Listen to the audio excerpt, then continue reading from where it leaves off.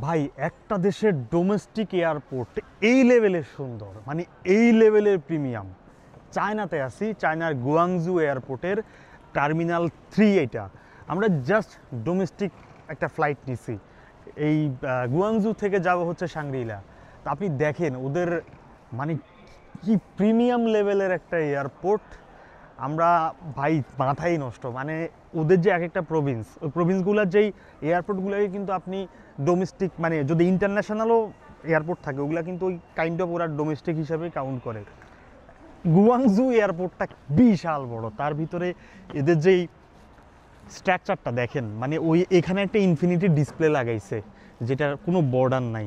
এগুলো কত সুন্দর লাগতেছে, দেখেন সিলিংগুলো দেখেন কত জোস।